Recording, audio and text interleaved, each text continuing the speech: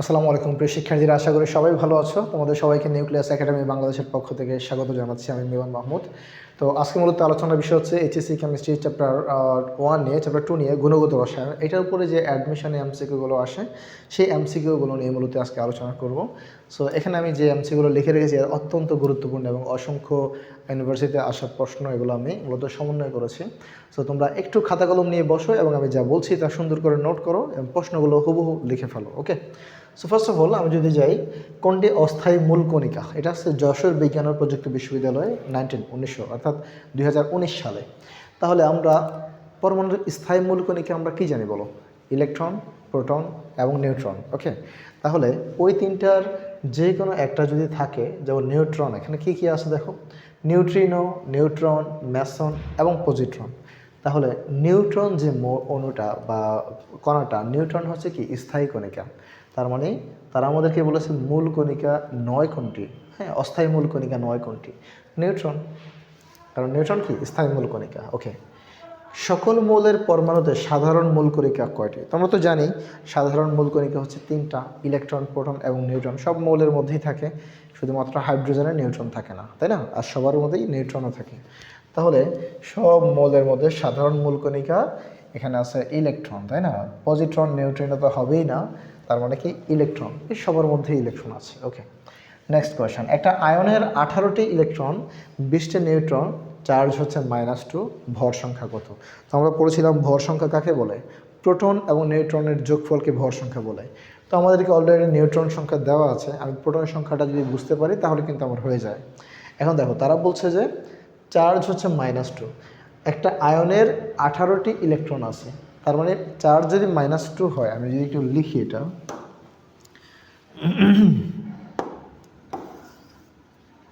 Charge হচ্ছে কত? দেখো, চার্জ হচ্ছে -2। চার্জ কি? -2। আর এই চার্জের 18টা, এই -2 নিয়েই কিন্তু 18টা ইলেকট্রন।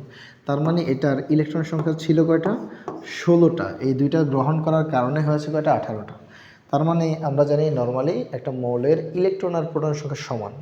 তার মানে এই 16টা হচ্ছে তার পারমাণবিক সংখ্যা এবং এটাই তার সাধারণ ইলেকট্রন সংখ্যা, তাই না? তো পারমাণবিক সংখ্যা মানে তো প্রোটন সংখ্যা, তাহলে প্রোটন আর ওই যে নিউট্রন যোগ করো, কত হলো? 36। তাহলে এই মৌলের ভর সংখ্যা হচ্ছে 36। আমি আবার বলছি, 2 মাইনাস মানে সে দুইটা ইলেকট্রন গ্রহণ করেছে এবং সে দুইটা গ্রহণ করে কিন্তু 18 হয়েছে। তার মানে তার নর্মালি ইলেকট্রন বা প্রোটন কয়টা? 16টা। ওকে, সো এটা হচ্ছে সালফার, বোঝাই যাচ্ছে। নেক্সট দেখো, নেক্সট বলেছে, এই 36 হবে আনসার। কোন মৌলের আইসোটোপ নেই বা স্থায়ী আইসোটোপ বা একটাই আইসোটোপ আছে? দেখো, প্রশ্নটা যতভাবে আসতে পারে আমি সাজিয়ে দিয়েছি। কোন মৌলের আইসোটোপ নেই, অথবা আসতে পারে স্থায়ী আইসোটোপ আছে, অথবা একটাই আইসোটোপ আছে, সোডিয়াম, তাই না? তো সোডিয়ামই একমাত্র মৌল যা কোনো আদার্স আইসোটোপ নয়, সে নিজে একটা আইসোটোপ বা নিজে একমাত্র মৌল। এই যতভাবে আসতে পারে আমি লিখেছি। দেখো, এটা মেডিকেলে আসছে 15 সালে, 16 সালে আসছে চিটাগং ইউনিভার্সিটিতে। ওকে, আচ্ছা, তাহলে সোডিয়াম। 5 নম্বর দেখো, কোনটা সম ইলেকট্রনিক বা আইসো ইলেকট্রনিকের ক্ষেত্রে প্রযোজ্য নয়? সম ইলেকট্রনিক মানে হচ্ছে ইলেকট্রন সংখ্যা সমান, আইসো অর্থ কিন্তু সমান, তাই না? আইসো বার মানে আইসো বারের ভর সংখ্যা সমান, আইসোটোপ মানে প্রোটন সংখ্যা সমান, আইসোটোন মানে নিউট্রন সংখ্যা সমান, আইসো ইলেকট্রনিক মানে ইলেকট্রন সংখ্যা সমান, আইসোমারিজম বা আইসোমার মানে কি ওই যে তার সমানো, হ্যাঁ, সমানো যাদের আছে, মানে অণুগুলো সমান আর কি, আমরা সমানে পড়েছিলাম। তাহলে আমরা এখানে দেখব ইলেকট্রন সংখ্যা কাদের মধ্যে আইসো ইলেকট্রনিক ক্ষেত্রে প্রযোজ্য নয় কোনটা, মানে ইলেকট্রন সংখ্যা সমান নয় এমন জিনিসগুলো খুঁজে বের করবো। দেখো, পটাশিয়াম প্লাস মানে একটা ইলেকট্রন সে ত্যাগ করেছে, সো পটাশিয়ামের ইলেকট্রন হচ্ছে 19টা। সালফাইড আয়ন আর আমার 2টা ইলেকট্রন সে গ্রহণ করেছে, 16 আর 2 কত? 18। স্ক্যান্ডিয়াম 3+, 3টা ইলেকট্রন ত্যাগ করেছে, কয়টা হবে? 18টা হবে। ক্যালসিয়াম 2+, 20টা ছিল, 2টা ত্যাগ করেছে, 18টা হবে। ক্লোরাইড আয়ন একটা গ্রহণ করেছে, 18টা হবে। সো এটা সবগুলোই রাইট, সবাই সম ইলেকট্রনিক। সবাই কি সম ইলেকট্রনিক? প্রশ্ন যদি আসে যে সম ইলেকট্রনিক কোনটা, এই যেগুলো, এটা দেখি আমরা, আমাদের বলছে কোনটা নয়। সোডিয়াম প্লাস মানে 10টা ইলেকট্রন, অক্সাইড 2 মাইনাস মানে 2টা গ্রহণ করেছে 10টা হয়েছে, ফ্লোরাইড মাইনাস মানে 1টা গ্রহণ করেছে 10টা হয়েছে, কার্বন 4 মাইনাস মানে 6 ছিল 4 গ্রহণ করেছে 10টা হয়েছে। সো এটাও সম ইলেকট্রনিক। এখানে দেখো কার্বন ডাইঅক্সাইড এবং N3। আচ্ছা বলো তো ইলেকট্রন আর প্রোটন সংখ্যা তো নর্মালি সমানই থাকে, তাহলে কার্বন ডাইঅক্সাইডের কার্বনের প্রোটন সংখ্যা কয়টা? 6টা, তাহলে ওর ইলেকট্রন সংখ্যা কয়টা? 6টা। অক্সিজেনের ইলেকট্রন সংখ্যা কত হবে? অক্সিজেনের পারমাণবিক সংখ্যা হচ্ছে 8, তার মানে ওর ইলেকট্রন সংখ্যা কত? 8। তাহলে অক্সিজেন হচ্ছে 2টা, তাহলে 8 দুগুণা 16, কার্বনের 6 22। নাইট্রোজেনের পারমাণবিক সংখ্যা কত বলো তো? 7। কত? 7। 3টা নাইট্রোজেনের 3 7 21, মাইনাস মানেই তার একটা ইলেকট্রন সে গ্রহণ করেছে 22, তার মানে এদেরও সমান ইলেকট্রন আছে, সম ইলেকট্রনিক। এবার এইটাই দেখি তো, তারা বলেছে পানি এবং হাইড্রোনিয়াম আয়ন এরা সম ইলেকট্রনিক নয় বলেছে। দেখি তো সম ইলেকট্রনিক কিনা। অক্সিজেনের তো পারমাণবিক সংখ্যা মানে 8, মানে তার প্রোটন সংখ্যাও 8টা, ইলেকট্রন সংখ্যাও 8টা, হাইড্রোজেন 2টা, তাহলে কয়টা ইলেকট্রন হলো? 8 দিয়ে 10টা। হাইড্রোনিয়াম আয়নে হাইড্রোজেনের 3টা, অক্সিজেনের 8টা, 8 3 11, এখানে প্লাস মানে একটা ইলেকট্রন চলে গেছে 10টা। সো এইটারও 10টা, এটাও 10টা, এরাও সম ইলেকট্রনিক সবগুলোই। তাহলে সম ইলেকট্রন নয় বলেছে এটাকে, তার মানে এটা ভুল। ওকে, সো এখানে আশা করি বুঝতে পেরেছো। বারবার এই প্রশ্নটা তুমি বারবার দেখবে, এটা অনেক গুরুত্বপূর্ণ যে সম ইলেকট্রনিক কোনগুলো বারবার আসে, এই জন্য আমি এদেরকে একবারে নিয়ে এসেছি। সো এটাও সম ইলেকট্রনিক, কিন্তু তারা বলেছে নয়, এই জন্য এটা হবে আনসার। ওকে, নেক্সট কোয়েশন দেখো। আমি আসলে সঠিক নয় এই কথাগুলো দিয়ে বেশি প্রশ্ন বানিয়েছি, কারণ তোমার প্রতিযোগিতামূলক প্রশ্ন, মেডিকেলের প্রশ্নগুলো এই টাইপেরই হয়। দেখো, ইলেকট্রন, প্রোটন ও নিউট্রনের ক্ষেত্রে কোনটি সঠিক নয়? তারা বলেছে হাইড্রোজেন। দেখো এটা হচ্ছে হাইড্রোজেন না, এটা হচ্ছে ডিউটেরিয়াম। হাইড্রোজেনের আইসোটোপ কয়টা আমরা জানি? প্রোটিয়াম, ডিউটেরিয়াম, ট্রিটিয়াম, 3টা। যেহেতু এটার ভর 2 দেখাচ্ছে, তার মানে এইটা হচ্ছে ডিউটেরিয়াম। বলেছে 2টা ইলেকট্রন আছে। দেখো তো মাইনাস মানে কি?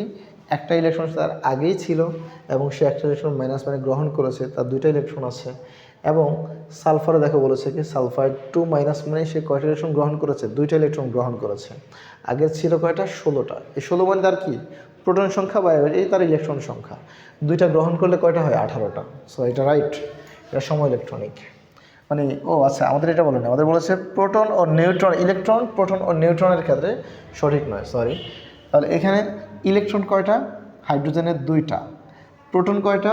প্রোটন কিন্তু তার পরিচয়, তার পারমাণবিক সংখ্যা, তার অস্তিত্ব, এটা কখনো চেঞ্জ হবে না। তাহলে প্রোটন তার কয়টা? একটা প্রোটন, 2টা ইলেকট্রন।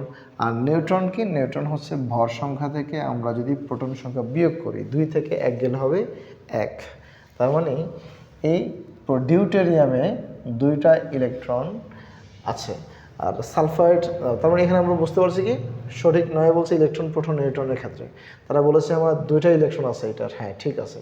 সালফার দেখো তো, সালফারের 18টা ইলেকট্রন আছে, তার মানে সালফারের প্রোটন সংখ্যা 16, ভর সংখ্যা 32, 32 থেকে 16 এর নিউট্রন সংখ্যা কয়টা? 16টা।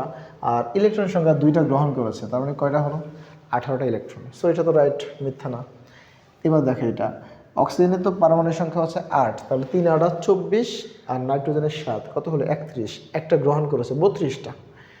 পানি দেখো, একটু আগে পানি পড়ে আসছে আমরা, হাইড্রোনিয়াম আয়ন, সরি, এখানে 3 এখানে 8, 11 থেকে 1 চলে গেলে 10।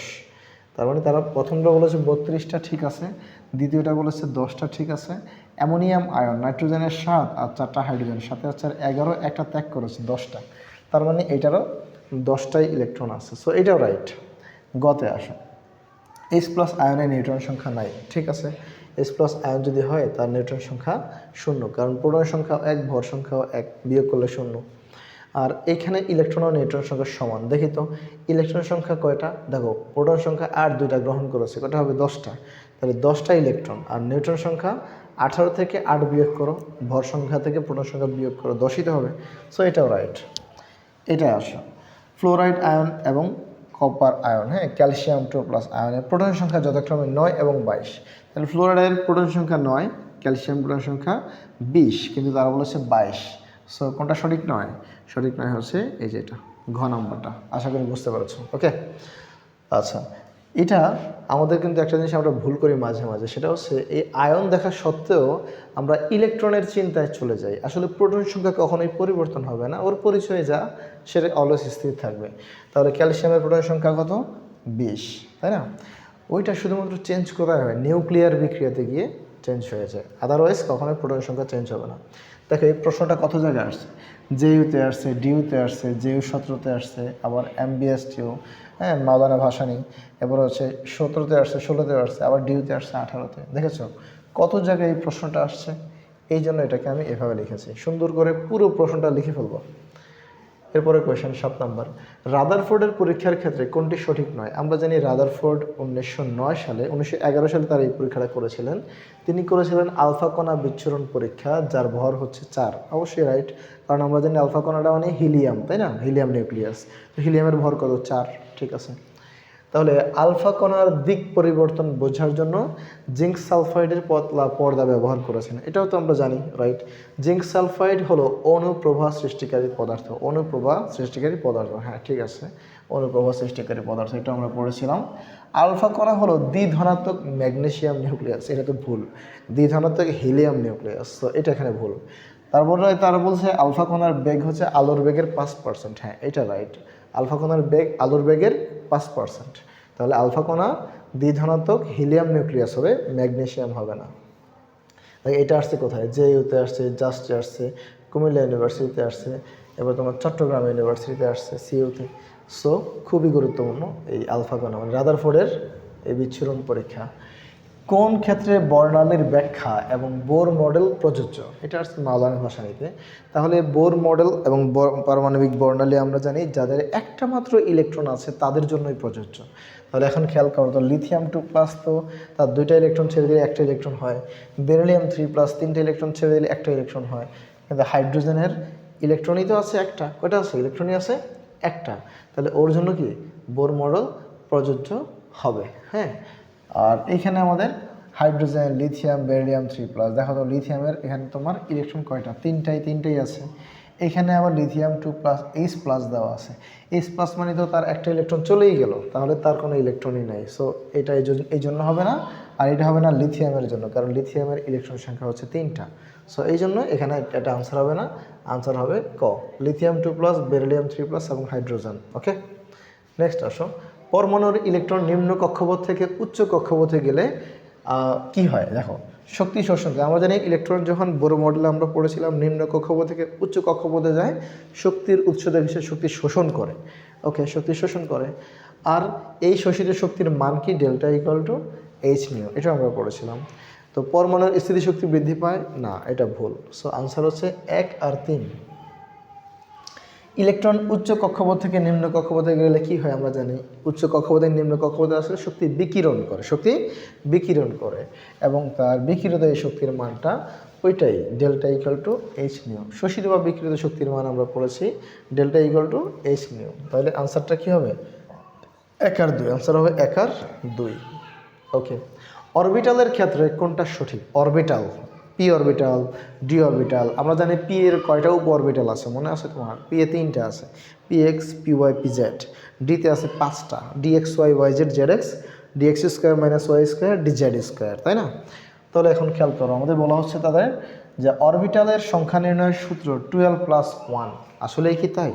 দেখো তো, আমরা বলেছিলাম না SPDF এ এল এর মান হচ্ছে 0 1 2 3, তাহলে এল যদি হয় তাহলে আমার পি এর জন্য এল এর মান কত হবে?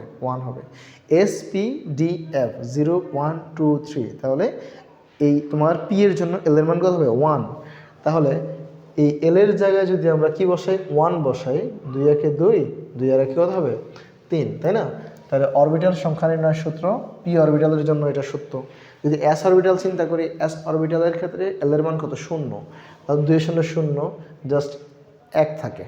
তার মানে কি এসে তো একটা মাত্র অরবিটাল, কোনো একাধিক অরবিটাল নাই। যদি ডি এর কথা চিন্তা করি, ডি এর জন্য এল এর মান হচ্ছে 2, তাহলে 2 2 4 1 5, ডি এর 5টা অরবিটাল। এফ এর জন্য এল এর মান হচ্ছে 3, 3 2 6 1 7, 7টা অরবিটাল। সো এটা সত্য কথা। এরপরে বলা হচ্ছে কোনটা সঠিক, তার আনসার কি? ক। তবে এগুলো আমরা চেক করব। উপশক্তি স্তরে এফ এর জন্য এল এর মান 3, হ্যাঁ এটাও রাইট।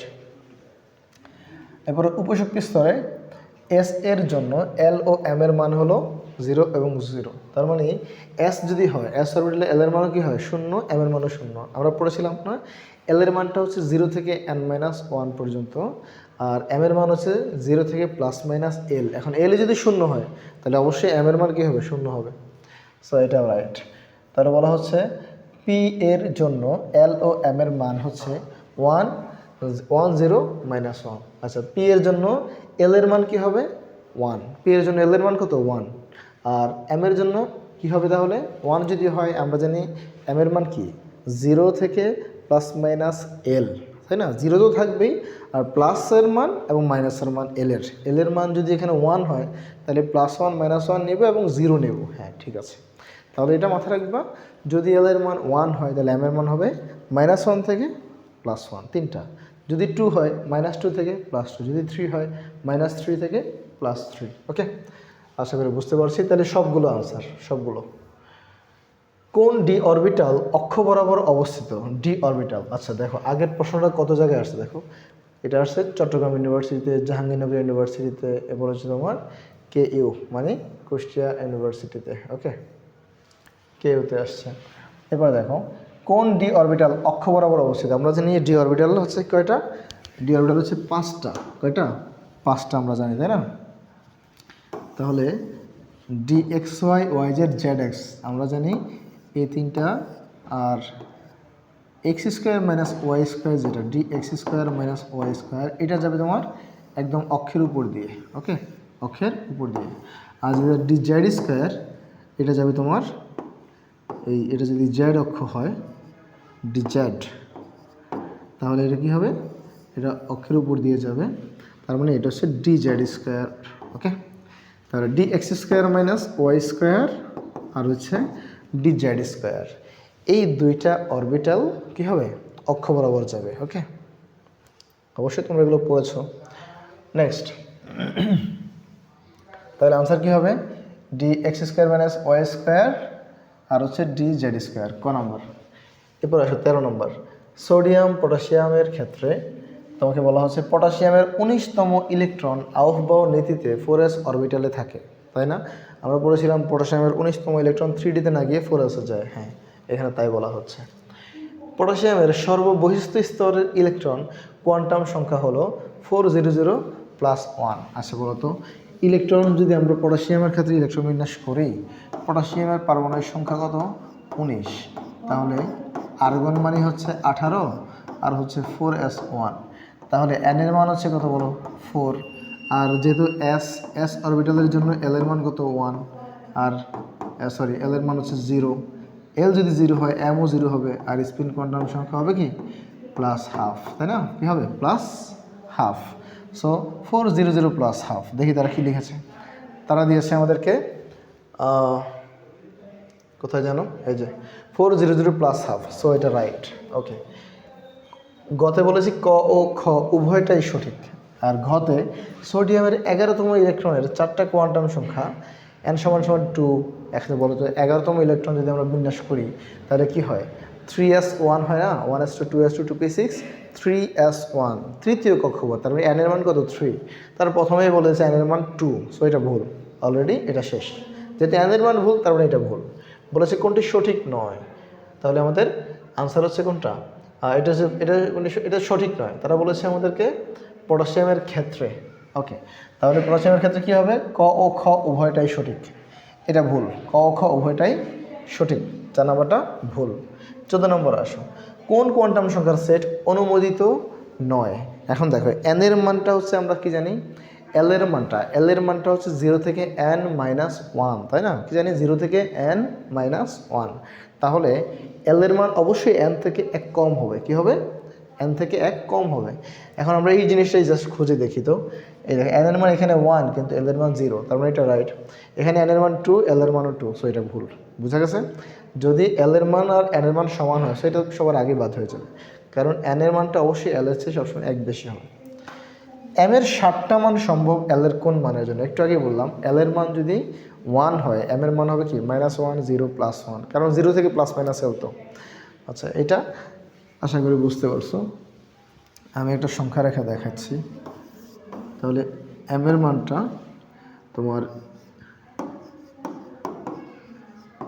l এর মান 0 থেকে n-1 পর্যন্ত, আর m এর মান হবে কত জিরো থেকে প্লাস মাইনাস এল পর্যন্ত, জিরো থেকে প্লাস মাইনাস এল পর্যন্ত। এখন সংখ্যা রেখা দেখো তো, 0 1 2 3 -1 -2 -3, তাহলে এটা হচ্ছে তোমার 0, এটা হচ্ছে 0 0।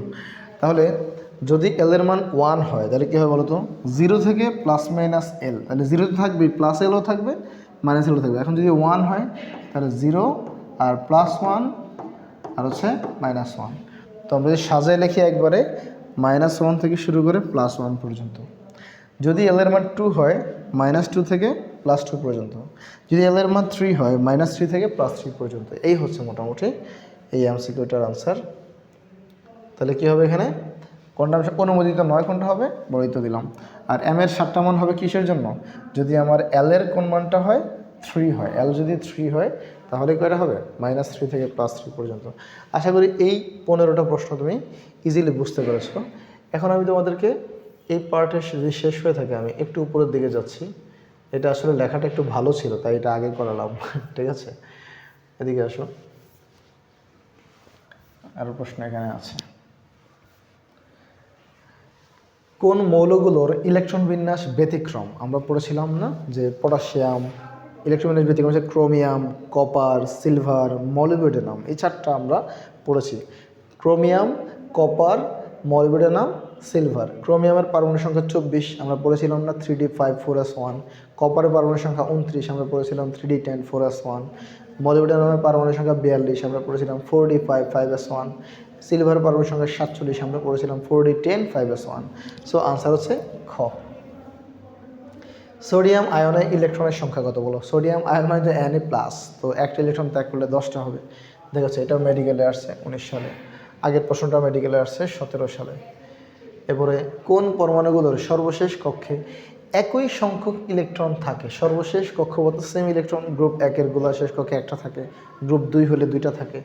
দেখো তো এখানে পটাশিয়াম, সোডিয়াম, হিলিয়াম, বেরিলিয়াম। তো হিলিয়াম তো হচ্ছে গ্রুপ 18 মৌল, বেরিলিয়াম গ্রুপ 2 এর মৌল, পটাশিয়াম সোডিয়াম তো গ্রুপ 1 এর মৌল। সো এদের শেষ কক্ষে কখনোই একটা ইলেকট্রন হবে না। সোডিয়াম, পটাশিয়াম, ক্যালসিয়াম, জিঙ্ক একই রকম কথা। সোডিয়াম পটাশিয়াম গ্রুপ 1 এর, কিন্তু এরা গ্রুপ 1 এর মৌল না, শেষ কক্ষে কয়টা হবে না। সোডিয়াম, পটাশিয়াম, ক্রোমিয়াম, কপার এই দুটো ইলেকট্রন বিন্যাস ব্যতিক্রম, তাই না? ক্রোমিয়ামের কি হয় 3d5 4s1, কপারের ক্ষেত্রে কি হয় 3d10 4s1, আর পটাশিয়ামের ক্ষেত্রে 4s1, সোডিয়ামের ক্ষেত্রে 3s1। তাহলে দেখো তো এদের সবার শেষ কক্ষে একটা ইলেকট্রন আছে। সো এটা হচ্ছে আনসার। আর এদের ক্ষেত্রে সোডিয়াম পটাশিয়ামের শেষ কক্ষে একটা, কিন্তু ক্যালসিয়াম আর জিঙ্কের তো শেষ কক্ষে 2টা। এদের ক্ষেত্রে বেরিলিয়ামের শেষ কক্ষে কয়টা? 2টা। হিলিয়ামের শেষ কক্ষে কয়টা? হিলিয়ামের শেষ কক্ষে 2টাই। সোডিয়াম পটাশিয়ামের শেষ কক্ষে একটা। সো আনসার কি? আনসার হচ্ছে গ নাম্বার, জেইউতে আসছে, জাহাঙ্গীরনগর ইউনিভার্সিটিতে। বাস। কোন মৌলগুলোর বহিস্থ ইলেকট্রন বিন্যাস একই? বহিস্থ মানে সর্বশেষ কক্ষপথের ইলেকট্রন বিন্যাস সেম। দেখো এখানে আসছে তোমার 3d4 4s2, তার মানে 3d4 4s2 আমি যদি একটু লিখি, পরেরটা 3d5 4s1, তাই না? আমি তোমাকে একটু দেখাই এটা, দেখো 3d4 4s2 আমরা যদি হুন্ডের নীতিতে ইলেকট্রন বিন্যাসটা দেখাই, 1 2 3 4 5, 3d4 আমরা জানি একটা করে প্রথমত ইলেকট্রন প্রবেশ করে, কয়টা করে? একটা করে। 4s2 তাহলে এখানে এরকম। তাহলে এখন দেখো তো সব কক্ষকে একটা করে ইলেকট্রন প্রবেশ করেছে না, এখানে দেখা যাচ্ছে এই অরবিটালে 2টা, এখানে প্রত্যেকটা একটা করে। তাহলে এদের কক্ষে কি একই ইলেকট্রন হলো না। যদি এখানে 3d5 হতো তাহলে এখানে একটা যেত, যদি এখানে 3d4s1 হতো তাহলে এখানে একটা যেত, তাই না? তাহলে এখন দেখো সবার শেষ কক্ষপথে একটা করে ইলেকট্রন আছে, তার মানে 3d5 4s1 যাদের আছে তাদের সবার শেষ কক্ষপথে একটা করে ইলেকট্রন আছে প্রতিটা অরবিটালে। সো এটা বলা হচ্ছে এই কোয়েশ্চেনটাই যে কোন মৌলগুলোর বহিস্থ ইলেকট্রন বিন্যাস একই, তাহলে এইটার বহিস্থ ইলেকট্রন বিন্যাস কি একই। এটা আবার হবে না, দেখো 3d6 তার মানে 5টা দিয়ে আবার প্রথমটা একটা আসবে। সো এটা হবে না। 5 নম্বর আসো, কোন মৌল বা আয়নের সর্বাধিক অযুগ্ন ইলেকট্রন আছে, মানে সবচেয়ে বেশি বিজোড় ইলেকট্রন কাদের আছে? দেখো cobalt, cobalt manganese 2 plus chromium 3 plus. আমি একটু লিখি, আমাকে বলা হচ্ছে কোবাল্ট, তাই না? কোবাল্ট, ম্যাঙ্গানিজ 2 প্লাস আর হচ্ছে ম্যাঙ্গানিজ 2 প্লাস ক্রোমিয়াম 3 প্লাস, তাহলে এটা হচ্ছে তোমার ক্রোমিয়াম 3 প্লাস। দেখো কোবাল্ট, তাহলে এটা কোবাল্টের পারমাণবিক সংখ্যা কত বলো 27, কত 27। তাহলে আমরা যদি বিন্যাস করি 1s2, আচ্ছা আমি নিষ্ক্রিয় গ্যাসের সাহায্যে করি, কারণ এই নিষ্ক্রিয় গ্যাস কত 18 আর্গন, আর লাগে কয়টা 9টা, তাহলে 3d4s, এসে 2টা দিয়ে এখানে বসবে 7টা, তাই না? তাহলে এই যে 3d, এখানে আমরা ইলেকট্রন বিন্যাসটা করি শেষ কক্ষপথে 3d5 4s2, তাহলে 3d5 তুমি যদি দেখো 1 2 3 4 5 আর 4s2, তাহলে এখানে একটা করে প্রথমে আমরা জানি ইলেকট্রন প্রবেশ করাতে হয়, কয়টা করে? একটা করে ইলেকট্রন প্রবেশ করাতে হয়, তারপরে থাকলে উল্টা হয়ে আসে, 7টা আসছে তো আবার এর দিকে আসবে 4s2 এই। আর ম্যাঙ্গানিজ 2 প্লাস খেয়াল করে দেখো তো, ম্যাঙ্গানিজ 2 প্লাসের একই রকমভাবে 3d5, এটা হচ্ছে কি ম্যাঙ্গানিজ 2 প্লাস, তো এটা তো তুমি জানো কী হবে, এটা আর্গন হচ্ছে 18 আর লাগে কত 7, 18 আর 7 25, কিন্তু 2টা ইলেকট্রন ত্যাগ করা মানে কয়টা আছে 23টা আছে, সো 3d5।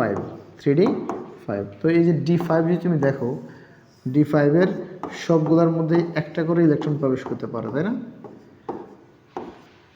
আর ক্রোমিয়াম 3 প্লাস দেখো তো, আর্গন মানে কত 18, 3d4s। এখন এখানে থেকে তোমার যদি 3d5 4s1 3 প্লাস ইলেকট্রন চলে যায়, তাহলে কী হবে, এইটা চলে গেল 5 থেকে আর 2টা চলে যাবে, 3d3 হয়ে যাবে না? তাহলে ডিতে কয়টা আছে, ডিতে ঘর তো আছে মোট 5টা, কয়টা ঘর আছে 5টা ঘর, কিন্তু ইলেকট্রন আছে কয়টা 3টা। তাহলে এখন দেখো তো কোনটার মধ্যে সবচেয়ে বেশি বিজোড় ইলেকট্রন আছে? অবশ্যই তুমি বলবো স্যার ম্যাঙ্গানিজ 2 প্লাস 5টা বিজোড় ইলেকট্রন আছে, কিন্তু এখানে কয়টা বিজোড় ইলেকট্রন আছে? 1টা 2টা 3টা। এখানে কয়টা আছে? 1টা 2টা 3টা। সো আনসার কোনটা? আনসার হচ্ছে এটা।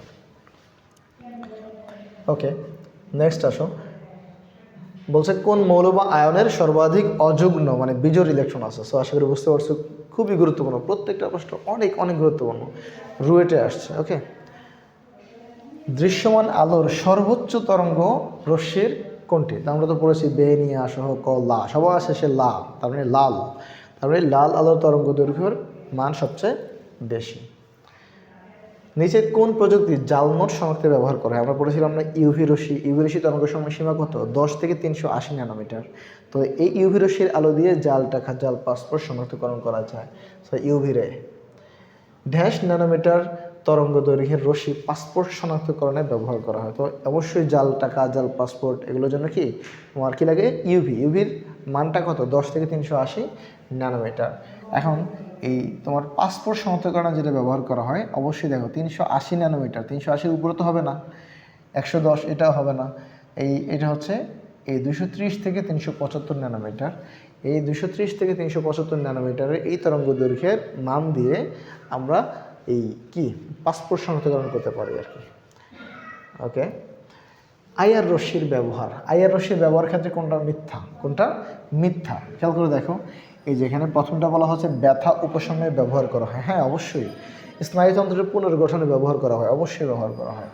সে তো রক্তকণিকা বৃদ্ধি ও রোগ প্রতিরোধে ব্যবহার করা হয়, এটাও রাইট, 100% রাইট। জাল টাকা, এই যে দেখছো জাল টাকা কিন্তু ইউভি রশ্মি দিয়ে শনাক্তকরণ করি, সো এটা মিথ্যা কথা। দেখো এটা জাহাঙ্গীরনগর ইউনিভার্সিটিতে আসছে, ডেন্টালে আসছে, হ্যাঁ এই হচ্ছে কথা। 10 নম্বরে মস্তিষ্কের টিউমার শনাক্তকরণে